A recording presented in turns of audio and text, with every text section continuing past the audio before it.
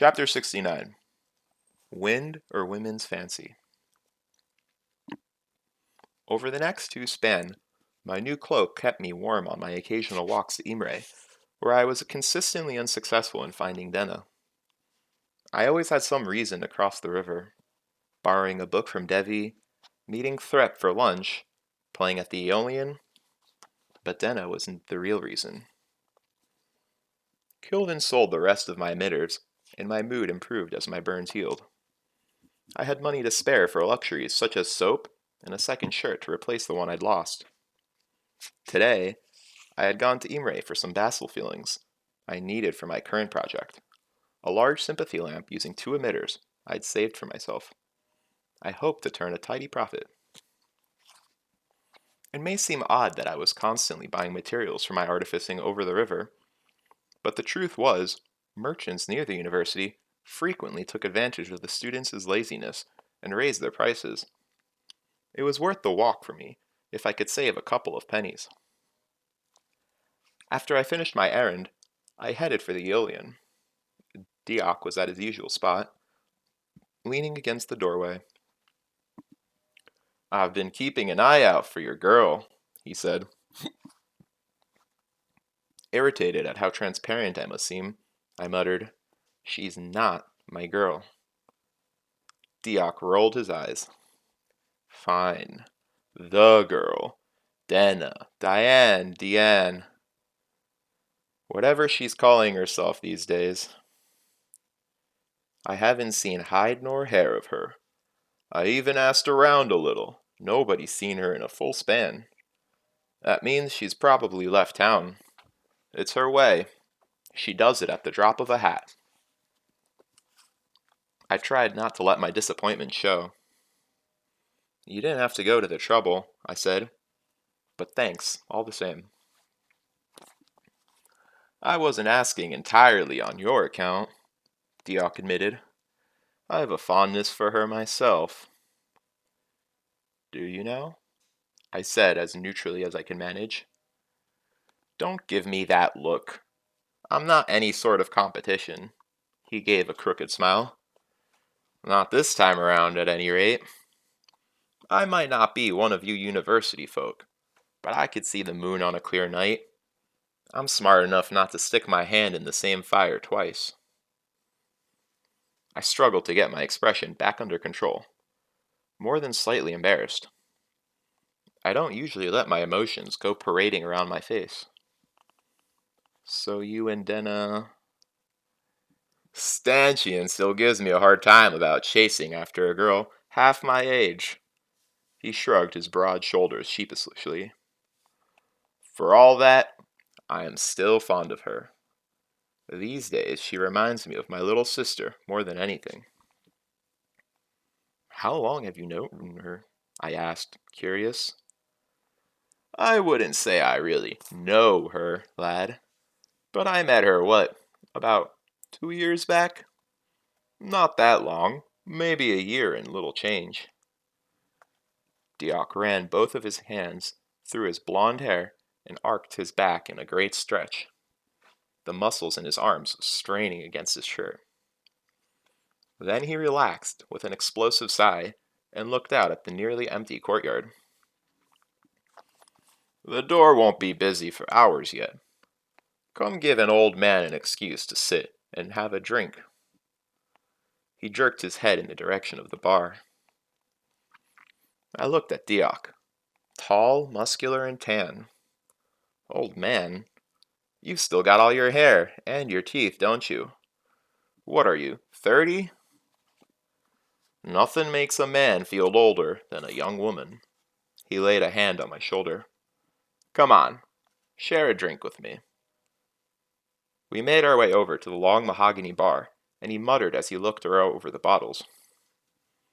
"Beer dulls a memory, brand sends it burning, but wine is the best for a sore heart's yearning." He paused and turned to look at me, his brow furrowed. "I can't remember the rest of that. Can you?" "Never heard it before," I said. "But Tecum claims that out of all the spirits, only wine is suited to reminisce." He said a good wine allows clarity and focus, while still allowing a bit of comforting coloration of the memory. Fair enough, he said, picking through the racks before drawing out a bottle and holding it up to a lamp, peering through it. Let's view her in a rosy light, shall we? He grabbed 2 glasses and led us off to a secluded booth in the corner of the room. So you've known Denna for a while, I prompted, as he poured each of us a glass of pale red wine. He slouched back against the wall. Off and on. More off, honestly. What was she like back then? Deoch spent several long moments pondering his answer, giving the question more serious consideration than I'd expected. He sipped his wine. The same, he said at last. I suppose she was younger, but I can't say she seems any older now. She always struck me as being older than her years. He frowned. Not old, really. More mature? I suggested. He shook his head. No, I don't know a good word for it. It's like if you look at a great oak tree. You don't appreciate it because it's older than the other trees, or because it's taller. It just has something that other younger trees don't. Complexity, solidity, significance. Deoch scowled, irritated. Damn, if that isn't the worst comparison I've ever made. A smile broke onto my face. It's nice to see I'm not the only one who has trouble pinning her down with words. She's not much for being pinned down, Deoch agreed, and drank off the rest of his wine. He picked up the bottle and tapped the mouth of it lightly against my glass. I emptied it, and he poured again for both of us. Deoch continued. She was just as restless then, and wild. Just as pretty, prone to startle the eye and stutter the heart. He shrugged again. As I said, largely the same. Lovely voice, light of foot, quick of tongue. Men's adoration and women's scorn, in roughly equal amounts. Scorn? I asked. Deoch looked at me as if he didn't understand what I was asking. Women hate Denna, he said plainly, as if repeating something we both already knew. Hate her? The thought baffled me. Why? Deoch looked at me incredulously, then burst out laughing. Good Lord, you really don't know anything about women, do you? I would ordinarily have bristled off at this comment, but Deoch was nothing but good-natured. Think of it. She's pretty and charming. Men crowd around her like stags in rut. He made a flippant gesture. Women are bound to resent it. I remember what Sim had said about Deoch not a span ago. He's managed to get the most beautiful woman in the place again. It's enough to make you hate a man. I've always felt she was rather lonely, I volunteered. Maybe that's why. Deoch nodded solemnly. There's truth to that. I never see her in the company of other womenfolk, and she has about as much luck with men as... He paused, groping for a comparison. As... Damn. He gave a frustrated sigh. Well, you know what they say. Finding the right analogy is as hard as... I put on a thoughtful expression. As hard as... I made an inarticulate, gasping gesture. Deoch laughed and poured more wine for both of us. I began to relax. There is a sort of camaraderie that rarely exists except between men who have fought the same enemies and known the same women. Did she tend to disappear back then, too? I asked. He nodded. No warning, just suddenly gone. Sometimes for a span, sometimes for months. No fickleness in flight like that of wind or women's fancy, I quoted. I meant it to be musing, but it came out bitter. Do you have any guesses as to why? I've given some thought to that, Diok said philosophically. In part, I think it is her nature. It could be she simply has wandering blood. My irritation cooled a bit at his words. Back in my troop, my father occasionally made us pull up stakes and leave a town despite the fact that we were welcome and the crowds were generous. Later, he would often explain his reasoning to me. A glare from the constable, too many fond sighs from the young wives in town. But sometimes he had no reason. We Rue are meant to travel, son. When my blood tells me to wander, I know enough to trust it. Her circumstances are probably responsible for most of it, Diok continued. Circumstances? I asked, curious. She never talked of her past when we were together, and I was always careful not to press her. I knew what it was like, not wanting to talk too much about your past. Well, she doesn't have any family or means of support. No long-standing friends able to help her out of a tight spot if the need arises. I haven't got any of those either, I groused, the wine making me a little surly. There's more than a little difference there, Diok said with a hint of reproach. A man has a great many opportunities to make his way in the world. You found yourself a place at the university, and if you hadn't, you would still have options. He looked at me with a knowing eye. What options are available to a young, pretty girl with no family, no dowry, no home? He began to hold up fingers. There's begging and whoring, or being some lord's mistress, which is a different slice off the same loaf. And we know Ardenna doesn't have it in her to be a kept woman or someone's docks. There's other work to be had, I said, holding up fingers of my own. Seamstress, weaver, serving girl. Diok snorted and gave me a disgusted look. Come now, lad. You're smarter than that. You know what those places are like.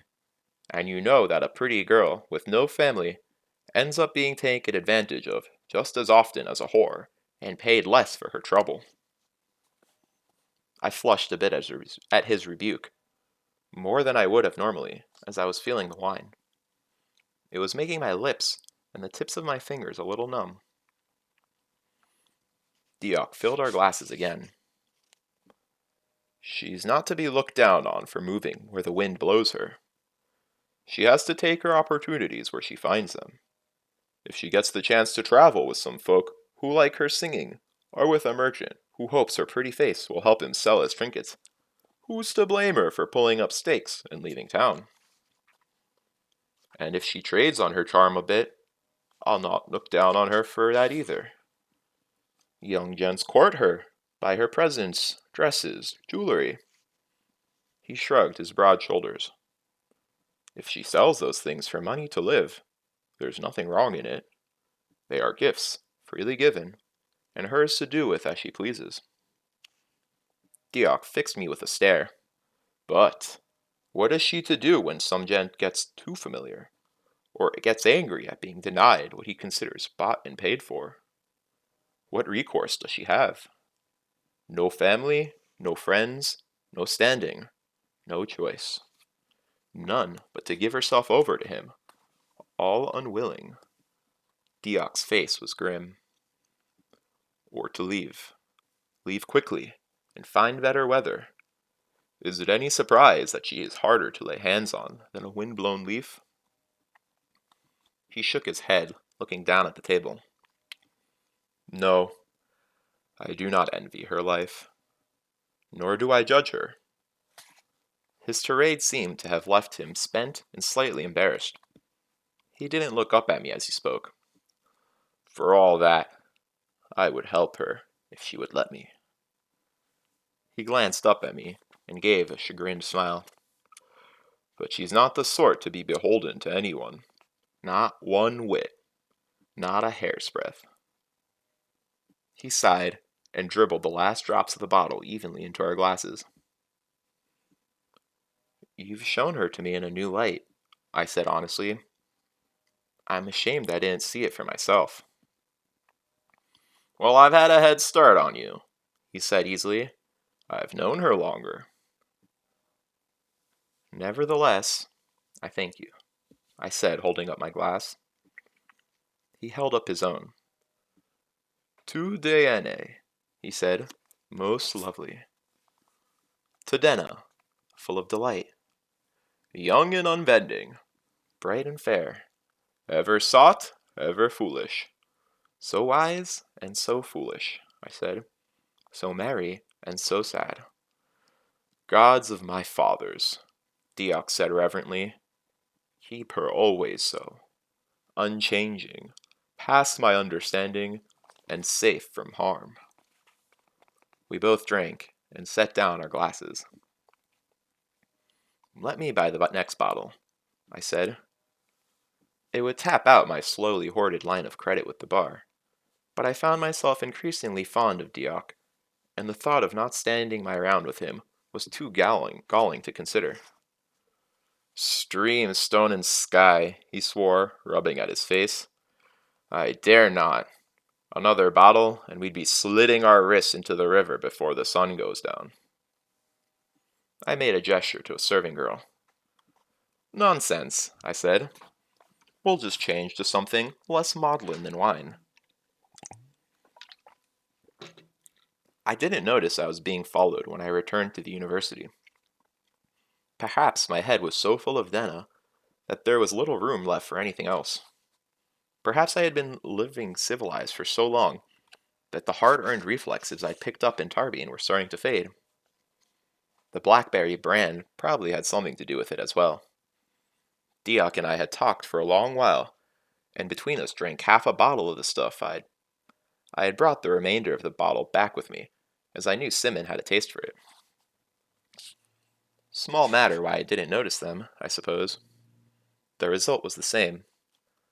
I was strolling down a poorly lit part of Newhall Lane when something blunt struck me on the back of the head, and I was bundled off into a nearby alley, half senseless. I was only stunned for a moment, but by the time I had gathered my wits, I had a heavy hand clamped over my mouth. All right, Curly, the huge man behind me spoke into my ear. I've got a knife on you. You struggle, I stick you. That's all there is to it. I felt a gentle prod against my ribs under my left arm. Check the finder, he said to his companion. A tall shape was all I could see in the dim light of the alley. He bowed his head, looking at his hand. I can't tell. Light a match, then. We have to be sure. My anxiety began to blossom into full-blown panic.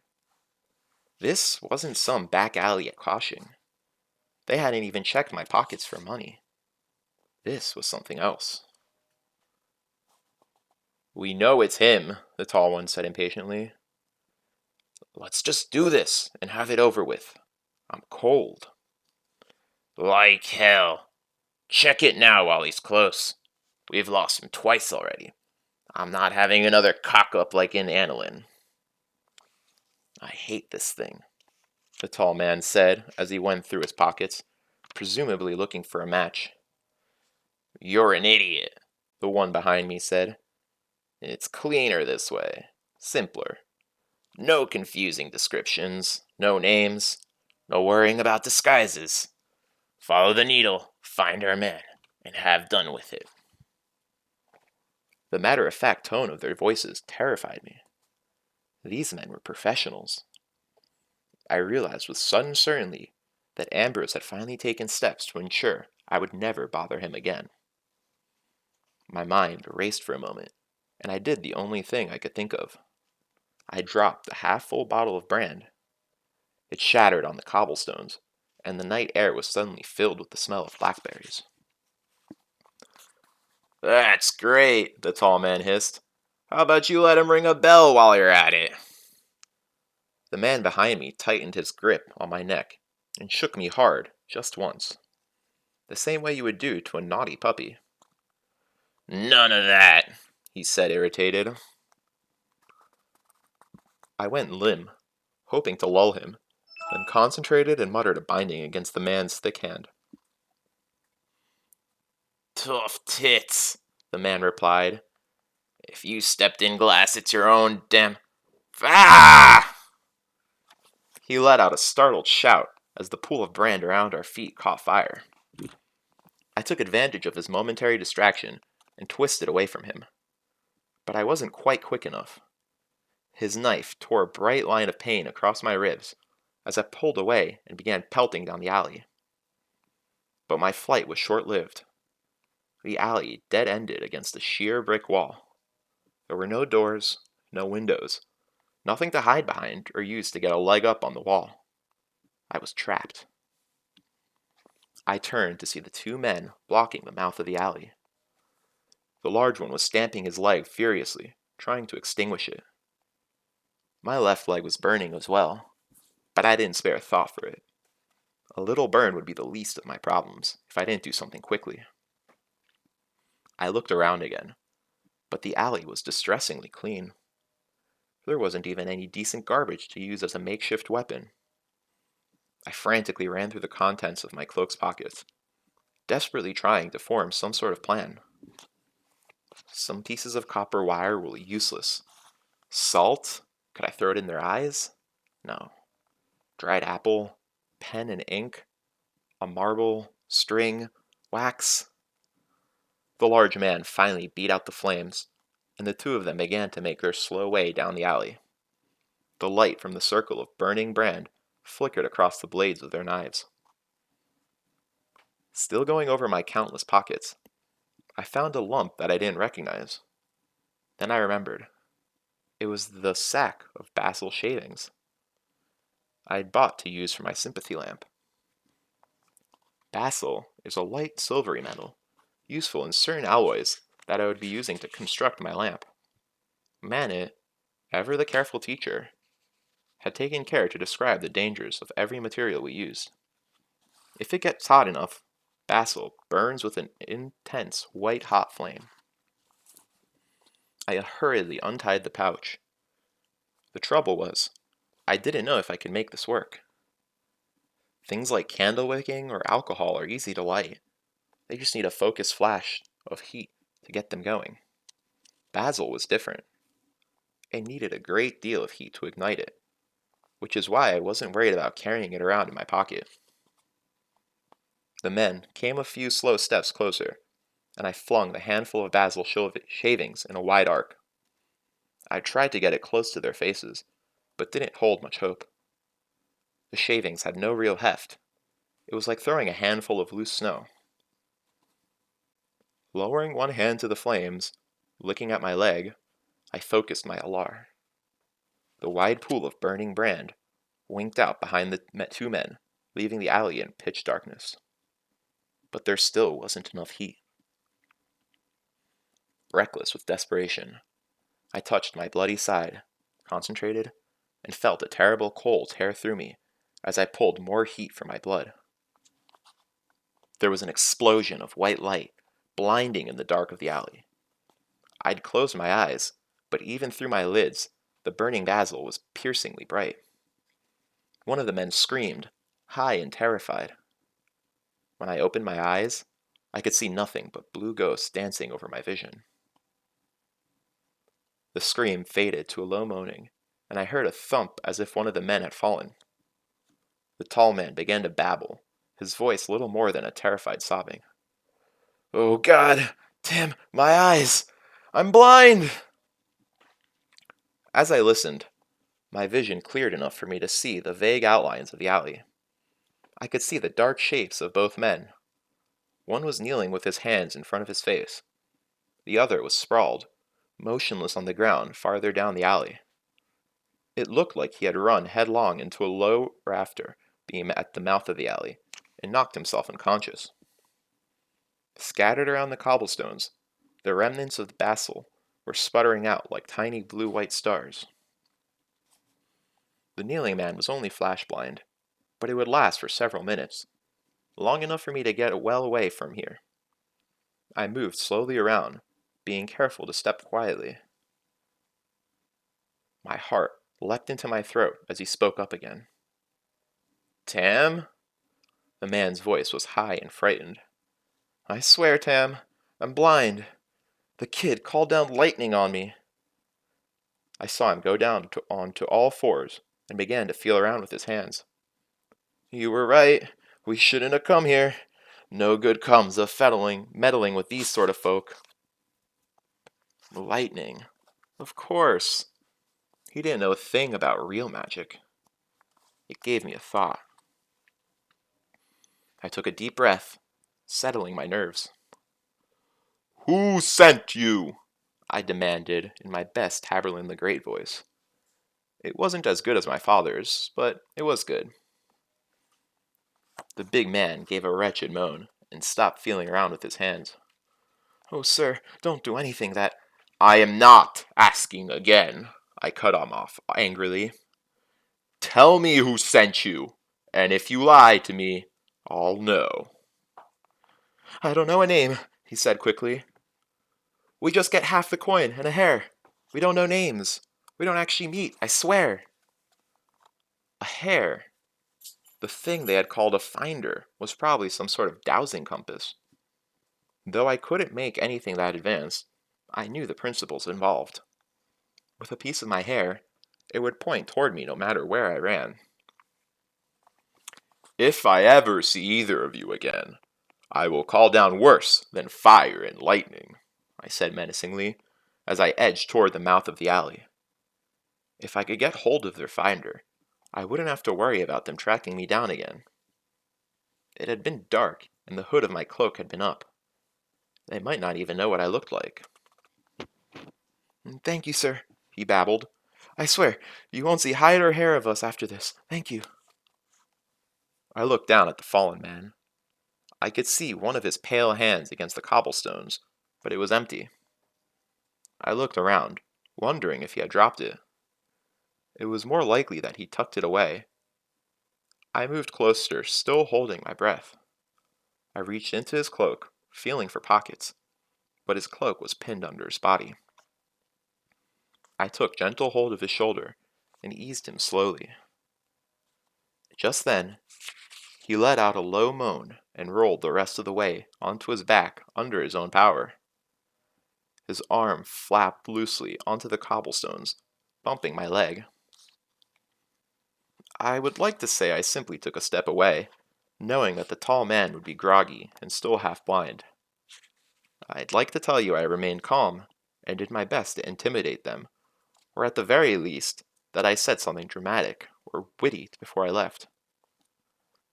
But that would not be the truth.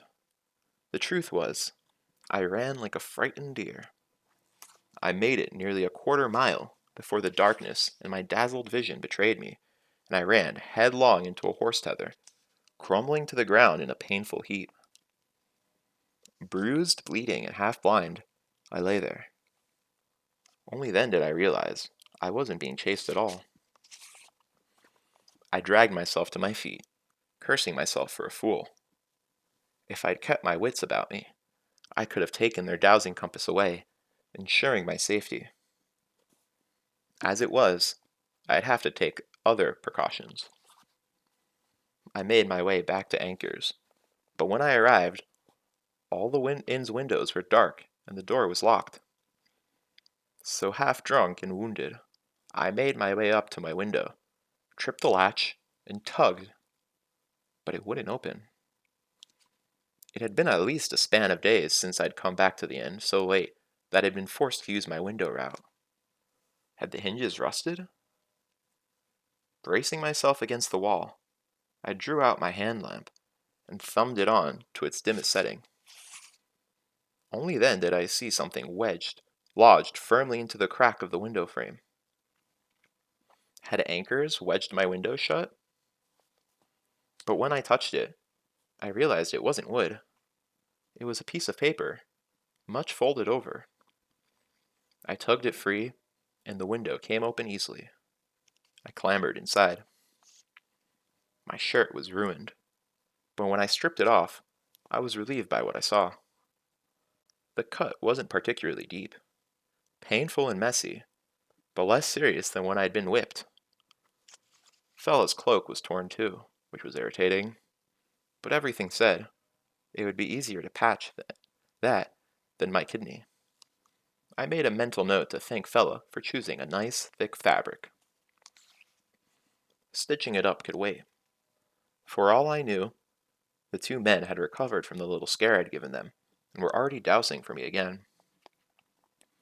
I left through the window, leaving my cloak behind so as to not get any blood on it. I hoped the lateness of the hour and my natural stealth would keep me from being seen. I couldn't begin to guess what rumors would start if someone saw me running across the rooftops, late at night, bloody and naked to my waist. I gathered up a handful of leaves as I made my way to the roof of a livery overlooking the penitent courtyard near the archives. In the dim moonlight, I could see the dark, shapeless shadows of leaves swirling over the gray of the cobblestones below. I ran my hands roughly through my hair, ending with a few loose strands. Then I dug at a seam of tar on the roof with my fingernails, and used some to stick the hair to a leaf. I repeated this a dozen times, dropping the leaves off the roof, watching as the wind took them away in a mad dance, back and forth across the courtyard. I smiled at the thought of anyone trying to douse me now, trying to make sense of the dozens of contradictory signals as the leaves swirled and spun in a dozen different directions. I'd come to this particular courtyard because the wind moved oddly here. I'd only noticed it after the autumn leaves began to fall. They moved in a complex, chaotic dance across the cobblestones, first one way, then another, never falling into a predictable pattern. Once you noticed the wind's odd swirlings, it was hard to ignore. In fact, viewed from the roof like this, it was almost hypnotic. The same way flowing water or campfire's flame can catch your eye and hold it. Watching it tonight, weary and wounded, it was rather relaxing. The more I watched it, the less chaotic it seemed. In fact, I began to sense a greater underlying pattern to the way the wind moved through the courtyard. It only looked chaotic because it was vastly, marvelously complex. What's more, it seemed to always be changing. It was a pattern, made of changing patterns. It was... "You're up awfully late," said a quiet voice from behind me. Startled out of my reverie, my body tensed up, ready to bolt. How had someone managed to get up here without my noticing? It was Eladin, Master Eladin. He was dressed in a patched set of pants and a loose shirt. He waved idly in my direction, and crouched down to sit cross-legged on the edge of the roof, as casually as if we were meeting for a drink in a pub. He looked down into the courtyard. "It's particularly good tonight, isn't it?" I folded my arms, ineffectually, trying to cover my bare, bloody chest. Only then did I notice the blood on my hands was dry. How long had I been sitting here, motionless, watching the wind? "Master Eladin," I said, and stopped. I had no idea what I could possibly say in a situation like this. "Please, we're all friends here. Feel free to call me by my first name, Master." He gave a lazy grin and looked back down toward the courtyard. Hadn't he noticed the state I was in? Was he being polite? Maybe... I shook my head. There was no use guessing with him. I knew better than anyone that Eladin was cracked at the potter's cobbles. "Long ago," Eladin said conversationally, not taking his eyes from the courtyard below. "When folk spoke differently, This used to be called the Koyan Hayel. Later, the questioning hall, and students made a game of writing questions on slips of paper and letting them blow about. Rumor had it you could divine your answer by which way the paper left the square. He pointed to the roads that left gaps between the gray buildings.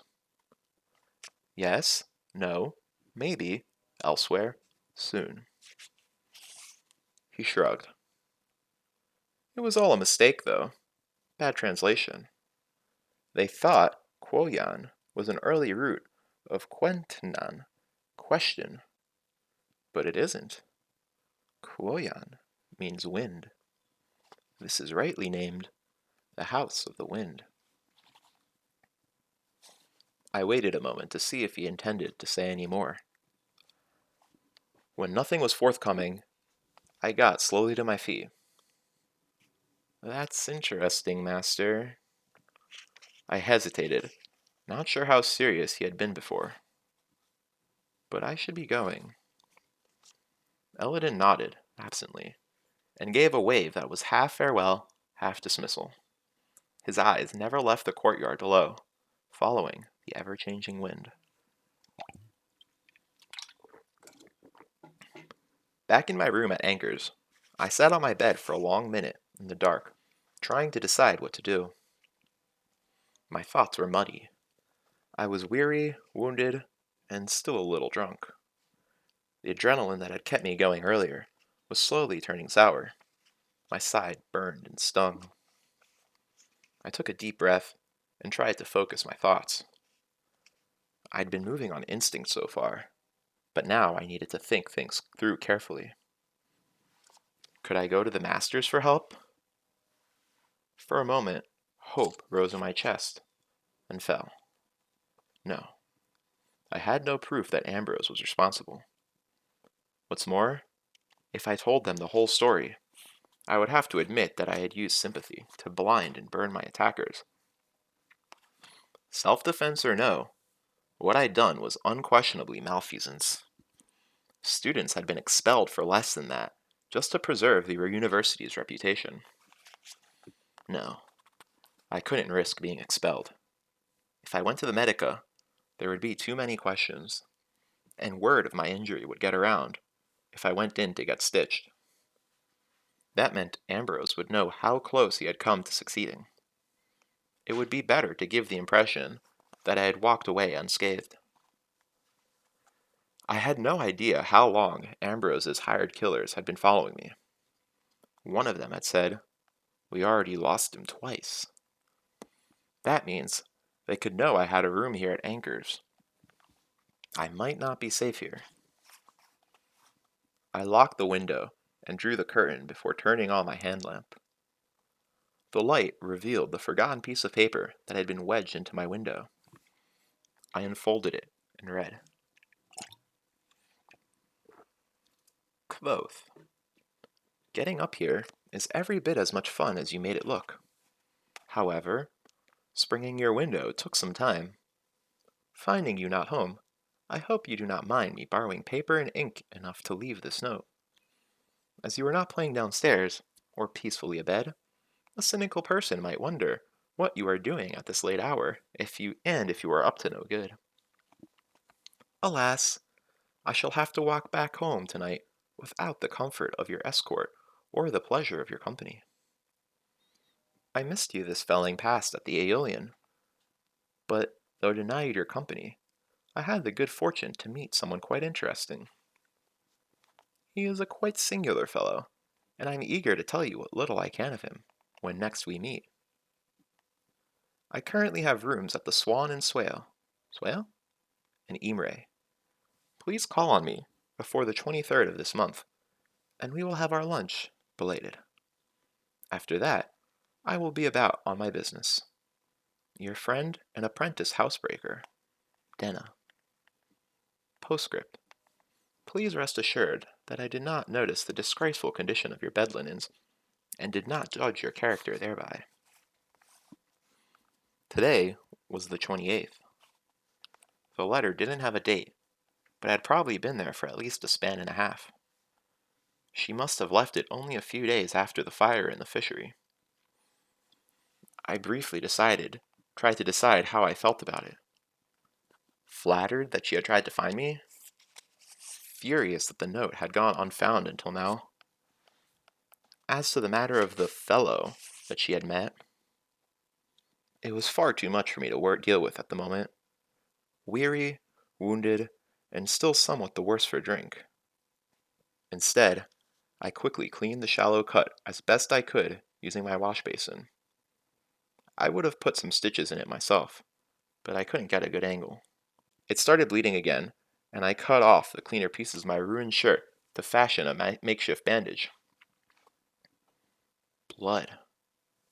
The man who tried to kill me still had the dowsing compass, and I'd undoubtedly left some of my blood on his knife.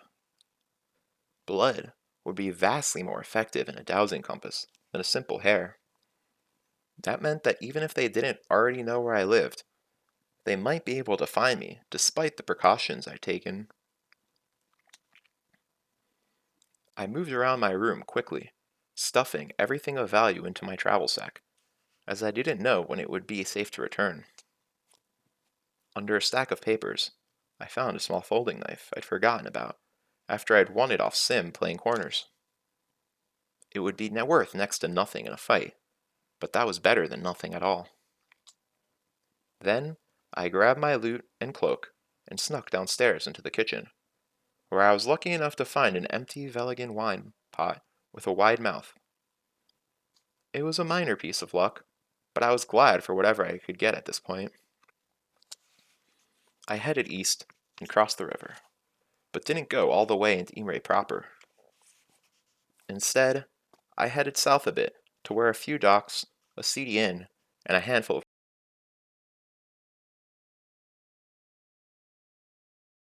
houses perched on the bank of the wide Omethi River. It was a small port that serviced Imre, too small to have a name of its own. I stuffed my bloody shirt into the wine pot and made it watertight with a piece of sympathy wax. Then I dropped it in the Omethi River and watched it bob slowly downstream. If they were dowsing for my blood, it would seem like I was heading south, running. Hopefully, they'd follow it.